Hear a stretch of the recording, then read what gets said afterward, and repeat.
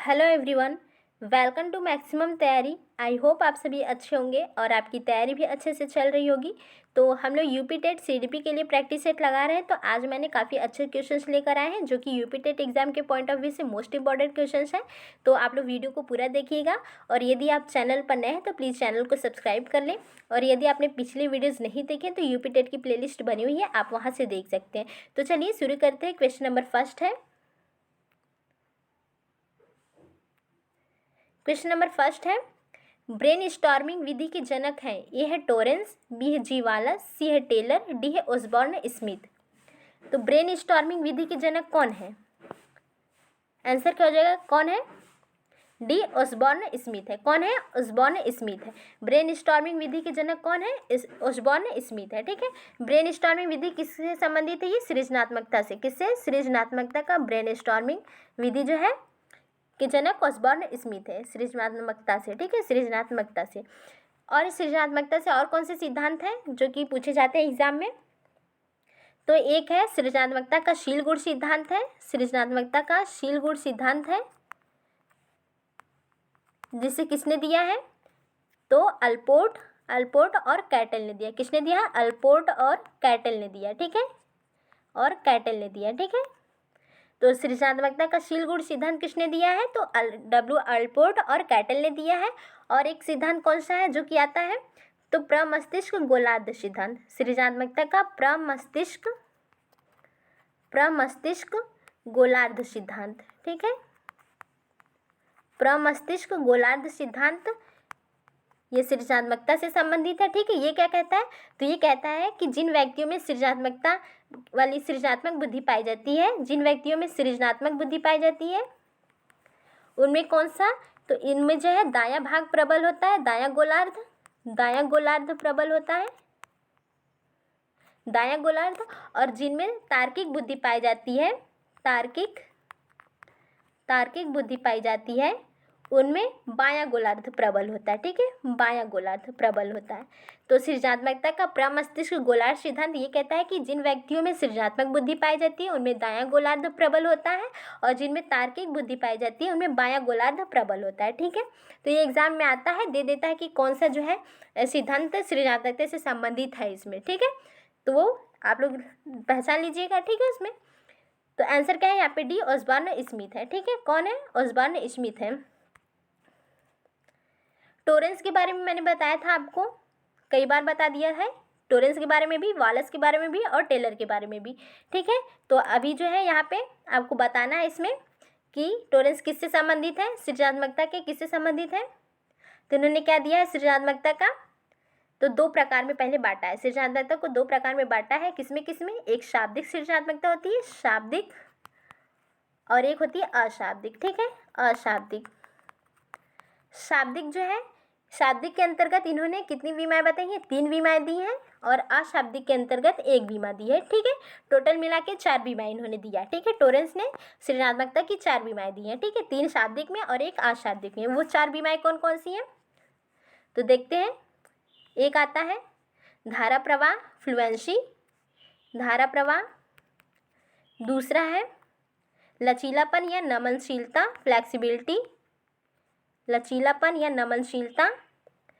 तीसरा है मौलिकता, ओरिजिनलिटी, मौलिकता। ठीक है, और चौथा है आपका विस्तारण या इलेबोरेशन, विस्तारण। ठीक है, तो ये है 4 विमाएं जिनमें से 3 विमाएं आपकी शाब्दिक सृजनात्मकता में आती है और ये चौथी वाली जो है विस्तारण, ये अशाब्दिक सृजनात्मकता में आती है। ठीक है, तो ये किसने दिया है? टोरेंस ने दिया है। ठीक है, सृजनात्मकता के 2 प्रकार, शाब्दिक अशाब्दिक, जिसमें इन्होंने 4 विमाएं दी हैं, धारा प्रवाह, लचीलापन, मौलिकता और विस्तारण। ये एग्जाम में कई बार आया है। ठीक है, तो इसको याद रखिएगा आप लोग। और क्या है, सृजनात्मकता ने टोरेंस ने सृजनात्मकता के 84 गुण बताए। सृजनात्मक व्यक्ति में कितने गुण पाए जाते हैं? 84। ठीक है, कितने?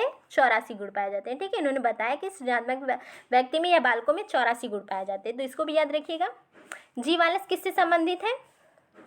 तो इन्होंने सृजनात्मकता के 4 सोपान दिए हैं। कितने सोपान दिए? 4 सोपान दिए हैं। सृजनात्मकता के 4 सोपान दिए हैं। ठीक है, कौन कौन से देखते हैं। पहला क्या है? तैयारी, तैयारी है, प्रिपरेशन।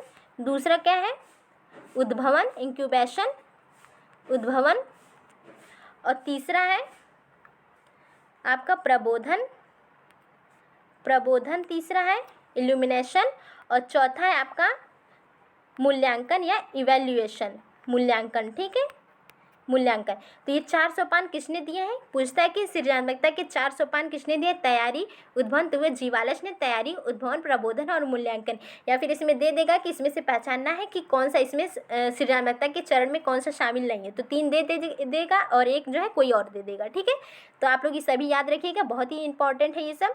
टेलर किससे संबंधित है, तो इन्होंने सृजनात्मकता के स्तर का सिद्धांत दिया है। किसने क्या दिया है, टेलर ने सृजनात्मकता के स्तर का सिद्धांत, सृजनात्मकता के स्तर का सिद्धांत दिया। ठीक है, स्तर सिद्धांत दिया, जिसमें इन्होंने कितने स्तर बताए, 5 स्तर बताए। कौन कौन से स्तर बताए इन्होंने, तो पहला बताया है अभिव्यक्तात्मक, अभिव्यक्तात्मक स्तर है। और दूसरा है उत्पादक, उत्पादक। तीसरा अन्वेषणात्मक, अन्वेषणात्मक। और चौथा है नवचारित, नवचारित। और पांचवा है उदयात्मक, उदयात्मक। ठीक है, तो ये 5 स्तर किसने बताया, टेलर ने बताया है। सृजनात्मकता के स्तर के सिद्धांत में 5 स्तर बताए इन्होंने। अभिव्यक्तात्मक, जिसमें जो है सबसे निम्न सृजनात्मकता किसे माना है, अभिव्यक्तात्मक सृजनात्मकता को। और सबसे उच्च सृजनात्मकता किसे माना, उदयात्मक सृजनात्मकता को। ठीक है, तो याद रखिएगा टेलर ने बताया है 5।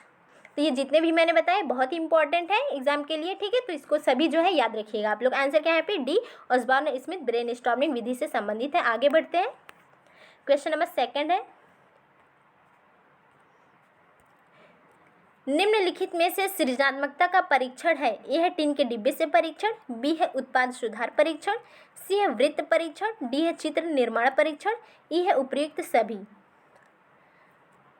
तो सृजनात्मकता के परीक्षण इसमें से कौन कौन से हैं, तो टीन के डिब्बे से परीक्षण भी है, उत्पाद सुधार परीक्षण है, वृत्त परीक्षण और चित्र निर्माण परीक्षण। ये सभी टीन जो है सृजनात्मकता के परीक्षण है। ठीक है, ये सभी हैं। आंसर क्या हो जाएगा, उपयुक्त सभी।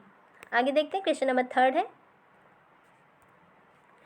मनोविज्ञान को आत्मा का विज्ञान कहा है, ए है प्लेटो ने, बी है वुडवर्थ ने, सी है पोम्पोनॉजी ने, डी है विलियम वुंट ने।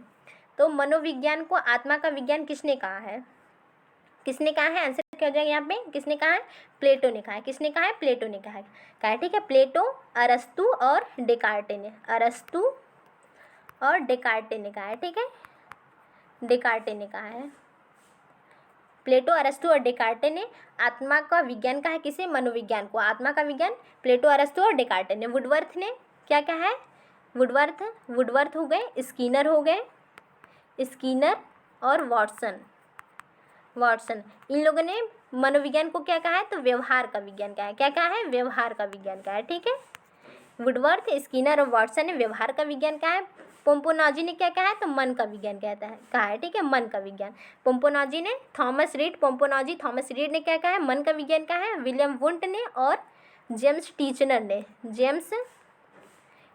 ने क्या कहा है, तो इसे चेतना का विज्ञान कहा है। ठीक है, मनोविज्ञान को चेतना का विज्ञान कहा है। ठीक है, चेतना का। ठीक है, तो याद रखिएगा ये सभी। मनोविज्ञान को आत्मा का प्लेटो, अरस्तु और डेकार्टे, वुडवर्थ ने इसे व्यवहार का विज्ञान कहा है।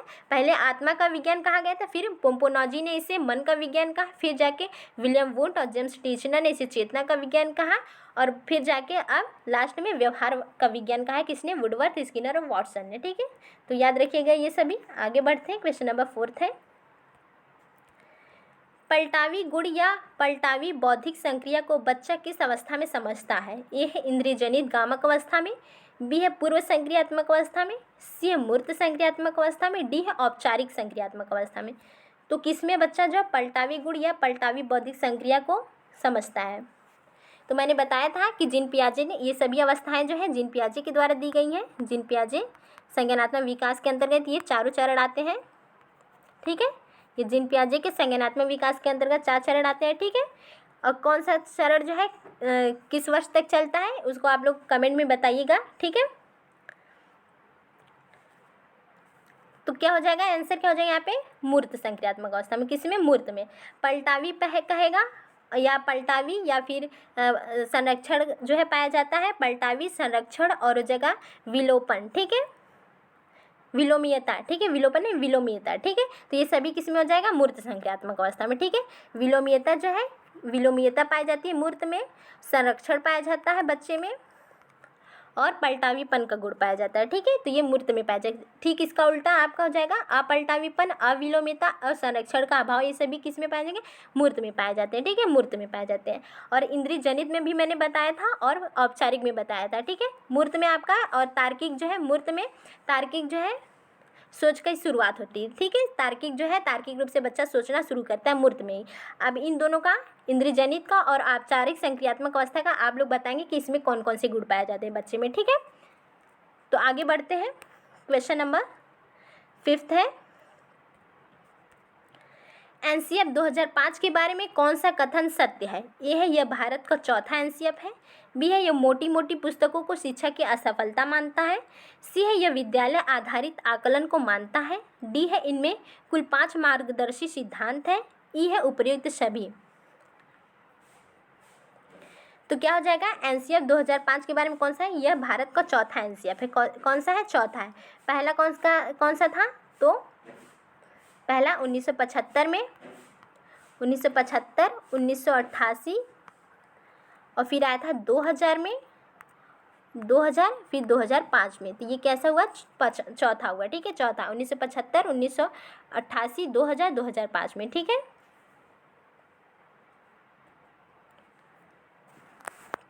और क्या है, यह मोटी मोटी पुस्तकों को शिक्षा की असफलता मानता है, ये भी सही है, ठीक है।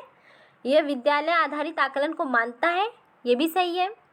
इनमें कुल 5 मार्गदर्शी सिद्धांत हैं, ये भी सही है। इसमें जो है एनसीएफ 2005 में 5 मार्गदर्शी सिद्धांत है, 5 अध्याय हैं, 5 अध्याय हैं और 2 परिशिष्ट हैं।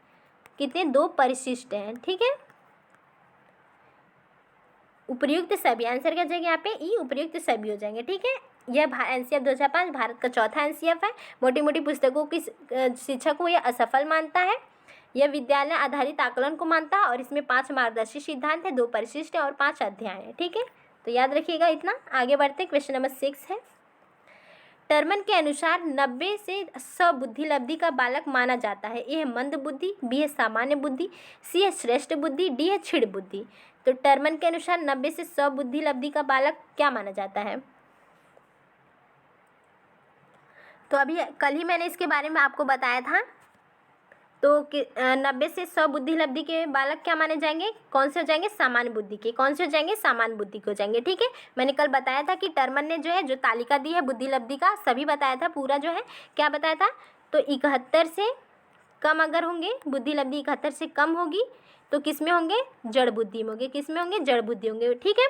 अगर 71 से 80 होगी, तो 71 से 80 होगी तो कैसे होंगे, अल्प बुद्धि के होंगे, कैसे होंगे, अल्प बुद्धि वाले होंगे, ठीक है, अल्प बुद्धि के होंगे। और 81 से 90 होंगे तो कैसे होंगे, मंद बुद्धि के होंगे, कैसे होंगे, मंद बुद्धि, ठीक है। और 91 से 110 या 100, 110 जो होंगे या फिर 100 तो कौन से हो जाएंगे, सामान्य बुद्धि हो जाएंगे, कौन से बुद्धि के, सामान्य बुद्धि वाले हो जाएंगे, ठीक है। 110 से 120 होंगे तो कौन से होंगे, तो कौन से होंगे, तीव्र बुद्धि के होंगे, कौन से, तीव्र बुद्धि के होंगे, ठीक है। और 121 से 130 तक होंगे तो कौन से बुद्धि के होंगे, तो कौन से बुद्धि के होंगे, तो हो जाएंगे प्रखर बुद्धि के, कौन से, प्रखर बुद्धि, ठीक है। 121 से 130 तक प्रखर बुद्धि होंगे और 130 से ऊपर यदि होगा बुद्धि लब्धि तो हो जाएंगे प्रतिभाशाली, कौन से हो जाएंगे, प्रतिभाशाली हो जाएंगे, ठीक है। तो इतना आप लोग याद रखिएगा। 70 से कम होंगे तो जड़ बुद्धि, 71 से 80 होंगे तो अल्प बुद्धि के होंगे, 81 से 90 होंगे तो मंद बुद्धि, 91 से 110 होंगे तो सामान्य बुद्धि के होंगे, 110 से 120 होंगे तो तीव्र होंगे और 121 से 130 होंगे तो प्रखर बुद्धि के होंगे और 130 से ऊपर भी होंगे तो प्रतिभाशाली होंगे, ठीक है। तो याद रखिएगा ये सभी। आंसर क्या हो जाएगा यहाँ पे, बी सामान्य बुद्धि। एक ना एक क्वेश्चन इसमें से जरूर आता है तो आप लोग इसको याद रखिएगा, ठीक है। क्वेश्चन नंबर 7 है, हॉल का सिद्धांत निम्न में से किसकी व्याख्या करता है। ए है बुद्धि की प्रकृति, बी है अधिगम्य अभिप्रेरणा की भूमिका, सी है मूल्यों का विकास, डी है किशोरावस्था का विकास। तो हॉल का सिद्धांत इसमें से किसकी व्याख्या करता है। यहाँ हॉल क्या है, स्टेनले हॉल है, स्टेनले हॉल के बारे में पूछ रहा है, ठीक है। स्टेनले हॉल के बारे में, ठीक है। तो कौन सा है किशोरावस्था का सिद्धांत, कौन सा दिया है किशोरावस्था का सिद्धांत इन्होंने दिया है, ठीक है।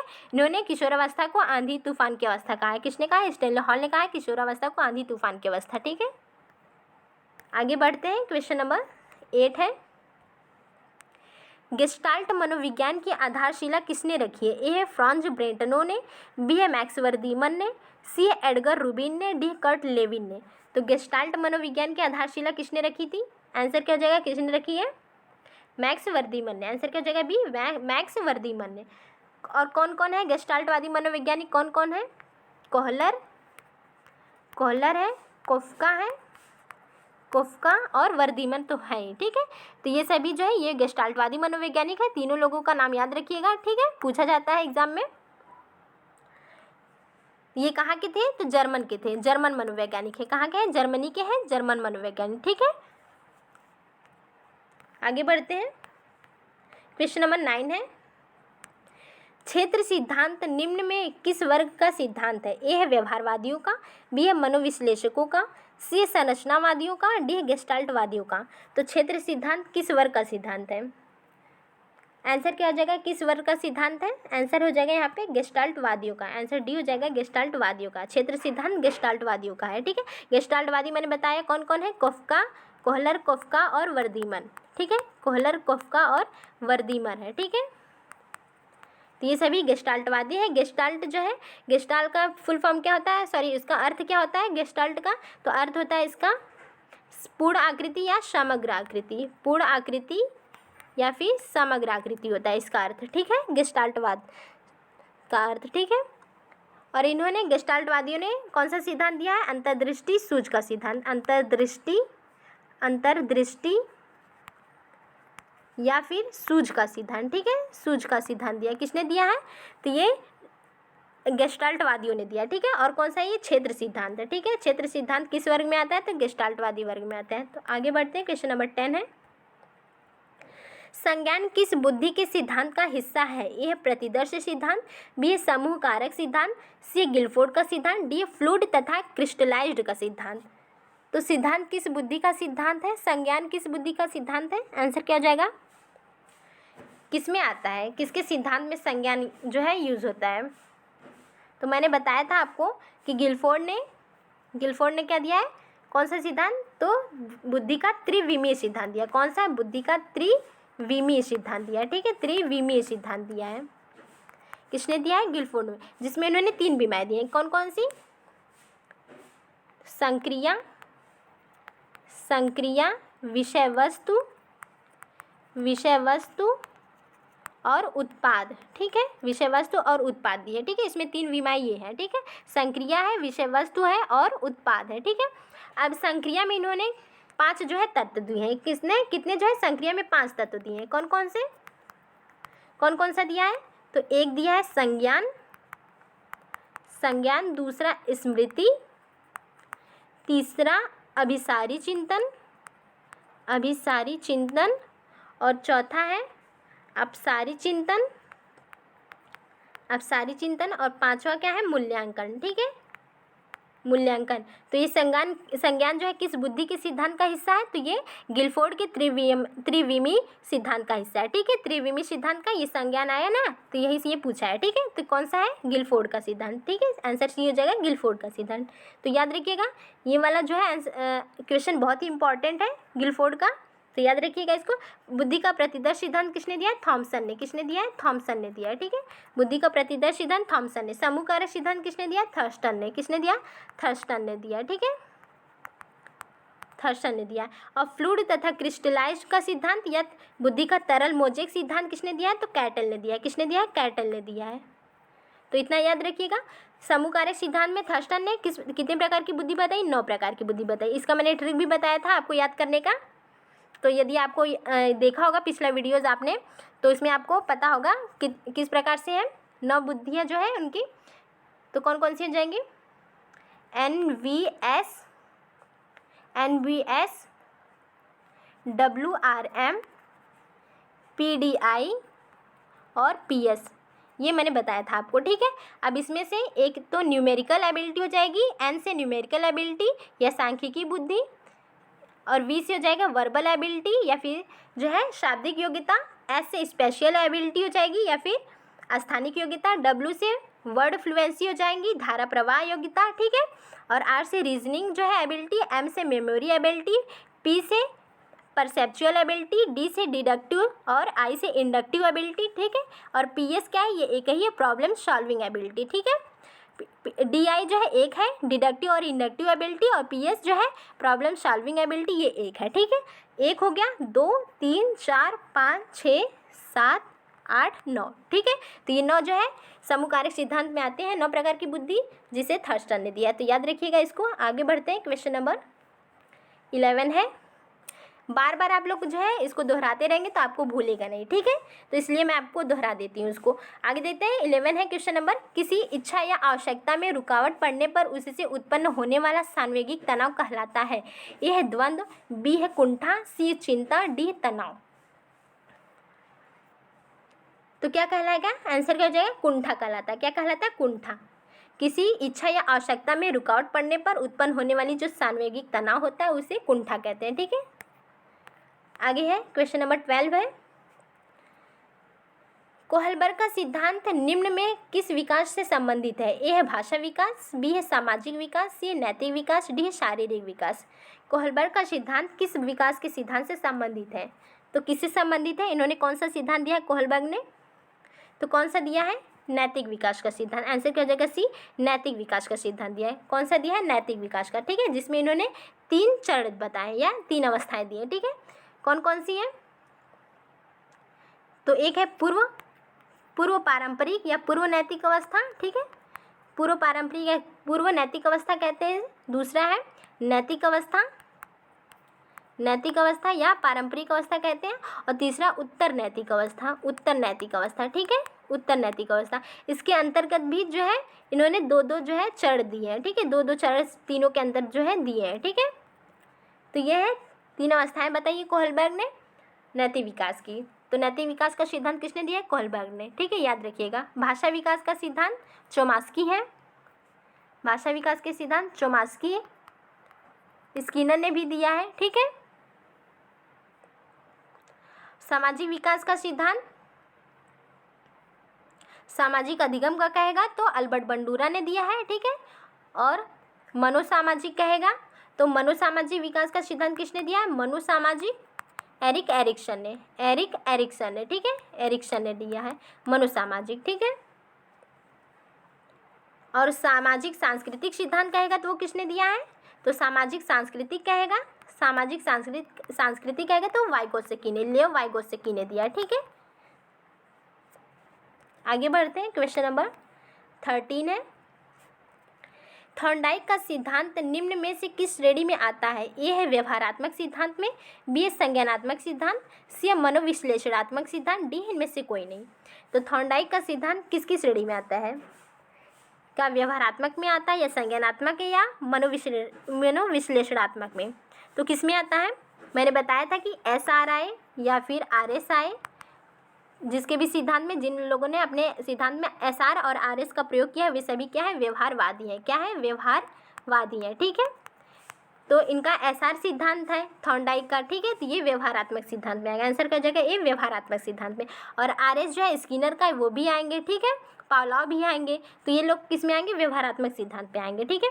संज्ञानात्मक सिद्धांत में कौन कौन आएगा, संज्ञानात्मक में तो आपका जीन पियाजे आ जाएंगे, ठीक है, जीन पियाजे और ब्रूनर आ जाएंगे, ठीक है, ब्रूनर, ठीक है। टॉलमैन भी आएंगे, ठीक है, टॉलमैन ने, इन्होंने चिन्ह अधिगम का सिद्धांत दिया टॉलमैन ने, तो ये भी संज्ञानवादी ही है, ठीक है। और मनोविश्लेषणात्मक सिद्धांत आपको पता ही होगा कौन है, फ्रायड है, ठीक है। आगे बढ़ते हैं, क्वेश्चन नंबर 14 है, सीखने के वक्र किसके सूचक है। ए है सीखने की प्रगति के सूचक, बी है सीखने की मौलिकता के सूचक, सी है सीखने की गत्यात्मक स्वरूप के सूचक, डी है सीखने की रचनात्मकता के सूचक। तो सीखने के वक्र किसके सूचक होते हैं, तो आंसर क्या हो जाएगा, आंसर हो जाएगा ए, सीखने की प्रगति के सूचक। किसके हो जाएंगे, सीखने की प्रगति के सूचक। और कितने जो है सीखने के वक्र जो है कितने प्रकार के हैं, कितने हैं, तो 4 हैं। कितने हैं, 4 हैं। कौन कौन से, एक समान निष्पादन वक्र है, इसके बारे में मैंने बता दिया है, पिछले वीडियोज़ में, समान निष्पादन वक्र है, समान निष्पादन वक्र है, या इसे रेखीय त्वरण भी कहते हैं, या फिर इसे रेखीय त्वरण भी कहते हैं, ठीक है, रेखीय त्वरण वक्र कहते हैं, ठीक है। दूसरा कौन सा आपका है, दूसरा है उन्नतोदर, उन्नतोदर है, उन्नतोदर है। तीसरा है नतोदर, नतोदर वक्र, और चौथा है मिश्रित वक्र। चौथा कौन सा है, मिश्रित वक्र होता है, ठीक है, मिश्रित वक्र होता है, ठीक है। समान निष्पादन या रेखीय त्वरण वक्र क्या कहता है, ये कहता है कि सीखने की गति होती है इसमें एकदम समान होती है, इसमें सीखने की गति जो है ना तो घटती है ना तो बढ़ती है, एक समान जो है दिशा में चलती है, ठीक है। और उन्नतोदर क्या कहता है, उन्नतोदर कहता है कि इसमें सीखने की गति पहले क्या होती है, मतलब बढ़ती है, फिर जाकर के घटने लगती है, ठीक है। ये उन्नतोदर क्या कहता है, तो उन्नतोदर कहता है कि सीखने की गति एक समय पर बढ़ती है, फिर जो है धीरे धीरे घटने लगती है। तो ये इसका वक्र इस तरह बनता है, ठीक है, उन्नतोदर का वक्र जो है इस तरह बनता है, ये उन्नतोदर है, ठीक है। उन्नतोदर का वक्र ऐसे बनता है, ये समान का है। और जो है नतोदर क्या होता है, नतोदर कहता है कि पहले जो है सीखने की गति धीमी होती है, धीरे धीरे होती है, लेकिन फिर एक समय पर बढ़ना शुरू हो जाती है। तो इसका वक्र ऐसे बनता है, ठीक है। उन्नतोदर में, नतोदर का वक्र कैसे बनता है, तो पहले सीखने की गति धीमी होती है, फिर क्या होती है, बढ़ना शुरू हो जाती है, ठीक है। ये नतोदर का है, ठीक है। ये उन्नतोदर में पहले बढ़ती है, फिर घटना शुरू होती है। और मिश्रित में क्या होता है, मिश्रित में घटती बढ़ती रहती है, घटती बढ़ती रहती है, ठीक है, ये मिश्रित का है। तो याद रखिएगा ये चार है, समान रेखीय त्वरण, ये समान निष्पादन वक्र, उन्नतोदर, नतोदर और मिश्रित वक्र, ठीक है, किसे कहते हैं। तो याद रखिएगा इसको, आंसर क्या जगह ए यहाँ पे। आगे बढ़ते हैं, क्वेश्चन नंबर 15 है, मिरर ड्राइंग परीक्षण निम्न में किसके मापन हेतु प्रयुक्त होता है। ए है व्यक्तित्व के, बी है बुद्धि के, सी है अधिगम के, डी है नैतिकता के। तो मिरर ड्राइंग परीक्षण किसके मापन के लिए होता है, तो मैंने इसको कई बार आपको बता दिया है, तो आपको याद हो गया होगा अब तक, ठीक है। तो किससे संबंधित है, आंसर क्या हो जाएगा, अधिगम से। किससे, अधिगम से। बताया था इसे मिरर ड्राइंग भी कह सकता है या फिर दर्पण चित्र परीक्षण कहता है, ठीक है, दर्पण चित्र परीक्षण, ठीक है, दर्पण चित्र परीक्षण, ठीक है। तो चाहे इस तरह भी नाम सकता है या मिरर ड्राइंग परीक्षण भी कह सकता है। तो ये अधिगम के स्थानांतरण का जो है पहचान करता है, ठीक है। तो ये हो गया। तो आज के लिए इतना ही। वीडियो पसंद है तो प्लीज़ लाइक करिएगा आप लोग, और कमेंट में बताइएगा कि आप क्वेश्चन जो है कैसे लगे और एक्सप्लेनेशन कैसा लगा, ठीक है। तो यदि आप जो है पिछली वीडियोस देखे होंगे तो आपको सारे क्वेश्चन अब जो है जितने भी क्वेश्चन आ रहे हैं तो आपको आते होंगे सब, ठीक है। तो आज के लिए इतना ही, धन्यवाद।